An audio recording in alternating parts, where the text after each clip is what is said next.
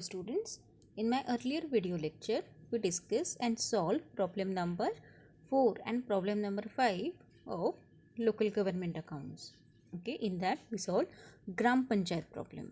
Okay, so हमने ग्राम पंचायत के बहुत सारे प्रॉब्लम देखे और सिर्फ उसमें रिसीट और पेमेंट अकाउंट बनाना होता है. Okay, now in this video lecture we discuss and solve municipal problems, that is जिला परिषद problem. Okay, so let's start with problem number first of municipal account. So municipal account में हम problem read करने के बाद हम discuss करेंगे कि हमें ये कैसे सॉल्व करना है, कौन से अकाउंट्स जो है वो बनाने हैं. जो आप अगर प्रॉब्लम पढ़ें तो आपको समझ में आएगा ये कैसे प्रॉब्लम रहता है करके. Okay, so let's start with the problem number first. From the following receipts and payments accounts and balance sheet of Usmanabad Municipal Council, prepare an income and expenditure account for the year ended 31st March 2015 and a balance sheet as on that date. Okay, so क्या बताया गया है, receipt और payment account हमें दिया गया है और बैलेंस शीट भी दी गई है उस्मानाबाद म्यूनिसिपल काउंसिल की. हमें ये बेस लेके हमें इनकम एंड एक्सपेंडिचर अकाउंट बनाना है और बैलेंस शीट बनानी है. ओके, 31 मार्च 2015 की. Okay, so receipt and payment account में रिसीट साइड जो रहती है उसे हमें इनकम साइड में दिखाना है.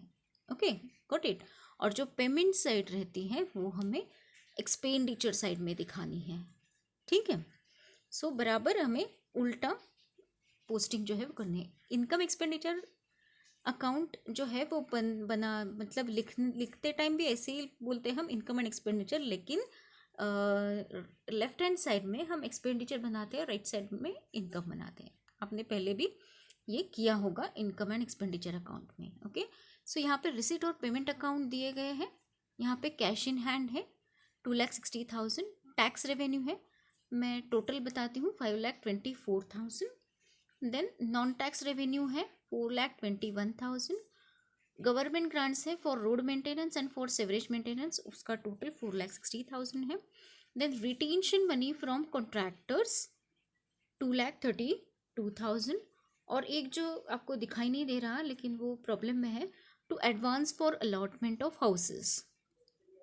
ओके, ये सिर्फ रिसिप्ट साइड में है, वो उसको हमें इनकम साइड में दिखाना है.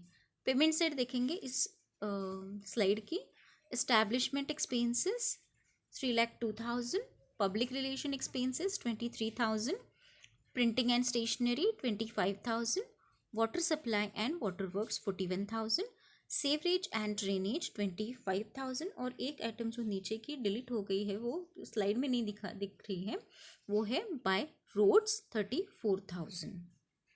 ओके, नेक्स्ट कंटिन्यू है. रिसिप्ट साइड में कुछ नहीं है. पेमेंट साइड में है lighting 30,000, health services 70,000, repairs to municipal building 44,000, investments 2,40,000, stores bracket में है परचेस लिए हुए हैं 92,000, by payment for housing complex 2,20,000, by repayment of contractors retention money 1 lakh, by election services 49,000, by municipal services and commission 36,000, by central workshop 42,000, by cash in hand 31st March 2015 7,60,000. Okay, सो ये है receipt और payment account. Okay, सो हमें अभी balance sheet भी देखनी है जो दी गई है 2014 की. लायबिलिटीज़ में कैपिटल फंड है, म्यूनिसिपल फंड है, रोड मेंटेनेंस फंड है, वाटर सप्लाई फंड है. ठीक है, then debenture loans, contractors retention money है, डेप्रिसिएशन प्रोविजन अकाउंट है, आउटस्टैंडिंग एक्सपेंसेस है and advances for allotment houses हैं. ये लायबिलिटीज़ के कॉन्ट्रैक्टर रिटेंशन मनी और advance for allotment of houses, इसके सभी एडजस्टमेंट हमें लायबिलिटी साइड में करने हैं. ठीक है, डेप्रिसिएशन प्रोविजन अकाउंट मतलब ये डेप्रिसिएशन फंड अकाउंट है, उसमें से ड्यूरिंग द ईयर डेप्रिसिएशन हमें ऐड करना है 2015 का जब हम बैलेंस शीट बनाएंगे तब. एसेट साइड में fix asset, project under construction, housing complex under construction, investments, stores, deposits, expenses recoverable from government, professional tax accrued और कैश इन हैंड दी गई है 2014 की। यहाँ पे हाउसिंग कॉम्प्लेक्स अंडर कंस्ट्रक्शन जो है वो हमें एडजस्टमेंट जो है वहाँ पे बताना है, ठीक है। और स्टोर्स का मेन एडजस्टमेंट हमें स्टोर्स इन हैंड यहाँ पे अलग बैलेंस शीट में दिखाना है, लेकिन स्टोर की असल एडजस्टमेंट हमें एक्सपेंडिचर साइड में करनी है, ठीक है। अभी देखेंगे हम एडिशनल इंफॉर्मेशन क्या क्या दी गई है। Provide ₹25,000 depreciation on fixed assets. Professional tax accrued on 31st March 2015, 4,000. Expenses outstanding on 31st March 2014 were as follows. Printing stationery 8,000, public relation expenses 6,000, establishment expenses 18,000, total outstanding expenses 32,000. Repairs to municipal buildings paid in advance 4,000. Closing stock of stores on 31st March 2015 rupees 1,90,000. No amount was withdrawn from or transferred to road maintenance fund and water supply fund. सो इसमें दोनों में कुछ भी amount withdraw नहीं करनी है, वहाँ पे हाथ नहीं लगाना है, जो है road maintenance fund and water supply fund as it is रखना है, ठीक है। सो ये जो एडिशनल इन्फॉर्मेशन दी गई है उसमें से हमें डबल इफेक्ट लेना है, ठीक है। सो हम स्टार्ट करेंगे इनकम एंड एक्सपेंडिचर अकाउंट से, okay. So let's start with income and expenditure account. So जो रिसीट साइड है उसके सब हम जो पेमेंट साइड है उसके उसके सभी जो हैं पॉइंट्स वो हम कहाँ पे लेंगे, एक्सपेंडिचर में, ठीक है। सो एक्सपेंडिचर अकाउंट देखेंगे इस स्लाइड का। टू एस्टैब्लिशमेंट एक्सपेंसेस 3,02,000, वहाँ पे लिखा है एडजस्टमेंट है आउटस्टैंडिंग की 18,000। ये 18,000 की आउटस्टैंडिंग जो एक्सपेंसेस की एडजस्टमेंट है वो हमने एडिशनल इंफॉर्मेशन में दिखी, तो ये एक इसका इफेक्ट हो गया, ठीक है। देन पब्लिक रिलेशन एक्सपेंसेस, ये भी एडिशनल इंफॉर्मेशन में दी है, अमाउंट वो डिडक्ट करेंगे, और प्रिंटिंग स्टेशनरी की भी अमाउंट जो है वो डिडक्ट करेंगे, वो माइनस करके हम आउटर कॉलम में उसकी अमाउंट यहाँ पे अमाउंट लिखी है हमने, ठीक है। Then water supply and water works 41,000 and sewerage and drainage 25,000, okay. So income इस स्लाइड में देखेंगे हम। हाउस टैक्स 2,36,000, व्हीकल टैक्स 2,28,000, बहुत इंपॉर्टेंट है ये। प्रोफेशनल टैक्स 32,000 दी गई है अमाउंट, उसमें से हमें जो ओपनिंग है मतलब 31st मार्च 2014 की अमाउंट है प्रोफेशनल टैक्स की, वो डिडक्ट करनी है और 2015 की ऐड करनी है, जो एडिशनल इंफॉर्मेशन में दी गई है हमें। प्रोफेशनल टैक्स की अमाउंट वो है 2015 की 4,000, वो ऐड करनी है, और जो प्रोफेशनल टैक्स की अमाउंट हमें बैलेंस शीट में दिखाई गई है 8,000, वो डिडक्ट करनी है, ठीक है। सो ये नेक्स्ट स्लाइड में हमने प्रोफेशनल टैक्स जो आउटस्टैंडिंग है ओपनिंग का लेस क्लोजिंग का ऐड किया है, ठीक है। Other taxes as it is, non tax revenues जो है वो एज इट इज़ हमने लिखे हैं, ठीक है। Then next is roads as it is, lighting, health services as it is. यहाँ पे एडजस्टमेंट है रिपेयर्स टू म्यूनिसिपल बिल्डिंग 44,000, उसमें एडजस्टमेंट है पेड इन एडवांस 4,000 की, ओके। सो हमने वो डिडक्ट किए, paid in advance first effect दिया। देन बहुत important adjustment, store consumed. Store जो है वो 31st मार्च 2014 को 2,10,000 था, ओके। 2,10,000 बैलेंस शीट में ये अमाउंट दिखेगी, ओके। सो 2,10,000 उसमें से add during the year purchase ऐसे लिखा है ना, तो वो हमें 92,000 ऐड करना है, और क्लोजिंग स्टॉक जो है 1,90,000 वो हमें माइनस करना है, ठीक है। ये फिफ्थ आइटम एडिशनल इंफॉर्मेशन में closing stock of stores 31st मार्च 2015 का वो हमने स्टोर में से डिडक्ट किया, ठीक है।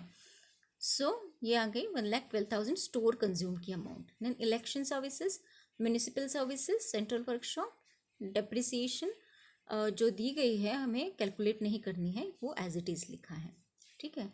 सरप्लस जो है वो हम बाद में देखेंगे, पहले government grant for road maintenance and sewerage maintenance, उसका हमने इनकम साइड में रिकॉर्ड किए है वो अमाउंट, ठीक है। सो हमारा इनकम साइड जो है वो ज़्यादा आ रही है, बराबर। सो इनकम साइड ज़्यादा आ रही है, तो इनकम साइड की टोटल हम करेंगे 14,01,000, वो डेबिट में लेंगे 14,01,000, और जो अमाउंट एक्सपेंडिचर से डिडक्ट करके वो आएंगे 5,79,000, उसको बोलेंगे हम surplus. Okay, excess of income over expenditure, ठीक है। तो ये हो गया हमारा इनकम और एक्सपेंडिचर अकाउंट। ओके, अभी लास्ट में हम बैलेंस शीट देखेंगे, यहाँ पे सब डबल दूसरे इफेक्ट जो है वो यहाँ पे आएंगे। Capital fund as it is 3 lakh. Municipal fund दिया गया है 2,20,000, उसमें जो हमने सरप्लस निकाला है इनकम एक्सपेंडिचर अकाउंट का, वो ऐड करेंगे 5,79,000। ओके, सॉरी, ये प्रिंटिंग में टाइपिंग मिस्टेक हो गई, यहाँ पे मेरा टाइप करना रह गया। ओके, सो 7,99,000 ये अमाउंट आ गई है यहाँ पे। Okay, then road maintenance fund, water supply fund, debenture loan as it is. सबसे important contractors retention money. Okay, so 1/4/2014 में कॉन्ट्रैक्टर रिटेंशन मनी 3 लाख थी। 3 लाख कहाँ से ली? जो बैलेंस शीट में अमाउंट थी वो ली है। रिसीव ड्यूरिंग द ईयर जो है वो ऐड करना है, जो रिसिप्ट साइड के हैं, और पेमेंट साइड के जो कॉन्ट्रैक्टर रिटेंशन मनी है वो डिडक्ट करने हैं 1 लाख, ठीक है। Then advance for allotment of houses 40,000, ये जो ओल्ड बैलेंस शीट में दी गई है, और ड्यूरिंग द ईयर रिसीव्ड है 2,36,000। ओके, सो ये हमने ऐड की है, सो 2,76,000 आउटर कॉलम में। देन डेप्रिसिएशन प्रोविजन जो है, मतलब जो 2014 के बैलेंस शीट में है 28,000, और during the year fix asset का डेप्रिसिएशन दिया गया है वो है 25,000, यहाँ पे ऐड करेंगे। ओके, सो 53,000 यहाँ पे ऐड किया, तो फिक्स एसेट से लेस नहीं करना है, ठीक है। और डेप्रिसिएशन जो है वो इंक्रीज करने के लिए हम यहाँ पे ऐड करते हैं डेप्रिसिएशन फंड में, और फिक्स एसेट में डिडक्ट नहीं करते। ये ऐसे ही करना है जब हम इनकम और एक्सपेंडिचर अकाउंट बनाते हैं। डेप्रिसिएशन फंड रहता है तो उसमें ही हमें वो एडिशन दिखानी है, ठीक है। देन एसेट साइड देखेंगे, fix asset 2,50,000, then project under construction as it is 30,000, housing complex under construction 36,000, और उसमें से ड्यूरिंग द ईयर एडिशन ही है। ये 36 जो अमाउंट है वो ओल्ड बैलेंस शीट की है, और ड्यूरिंग द ईयर जो ऐड हुआ है, रिसीव्ड हुआ है, वो 2,20,000 है। Then investment old balance sheet की ली है 2,80,000, उसमें addition during the year 2,40,000। Stores in hand, वो जो हमने लिए है स्टोर्स, वो एडिशनल इंफॉर्मेशन की है। Okay, so stores in hand मतलब क्लोजिंग स्टॉक ऑफ स्टोर्स, वो लिया है हमने 1,90,000। Okay, got it. So deposit 30,000, expenses recoverable from government, professional tax recoverable 4,000, क्योंकि एडिशनल इन्फॉर्मेशन में 2015 की जो है वो 4,000 है प्रोफेशनल टैक्स, इसके लिए। Okay, repairs to municipal building in advance, जो हमने माइनस किए, डिडक्ट किए हैं म्यूनिसिपल बिल्डिंग, तो वो प्रीपेड मतलब जो एडवांस में लिए थे वो हमें एसेट में दिखाना है, सेकेंड एंट्री। और लास्ट में कैश इन हैंड 7,60,000। ये 7,60,000 जो है कैश, वो हमें यहाँ पे मिल जाएगी रिसीट एंड पेमेंट अकाउंट में, जो लास्ट में दिखाई गई है कैश इन हैंड 7,60,000, वो हमें लेनी है, क्योंकि 2015 की लेनी है, ना कि 2014 की लेनी है, ठीक है। सो ये हमारा बैलेंस शीट टैली हुआ है 20,70,000 से। सो एक बार फिर से चेक कर कीजिएगा, एक बार लिख लीजिएगा अपने बुक में स्टेप बाय स्टेप, जैसे हमने पढ़ा है, जैसे हमने सॉल्व किया है वो प्रॉब्लम को। ओके, और कुछ भी प्रॉब्लम आया तो मुझे कमेंट बॉक्स में ज़रूर बताइएगा। ओके, सो ये थोड़ा लेंदी है लेकिन ईजी है, सिर्फ उसके डबल इफ़ेक्ट आपको देने हैं बैलेंस शीट में, ठीक है. I hope you understand this lecture. If you have any query, then message me in my comment box. See you soon in my next video lecture. Till then, take care. Thank you.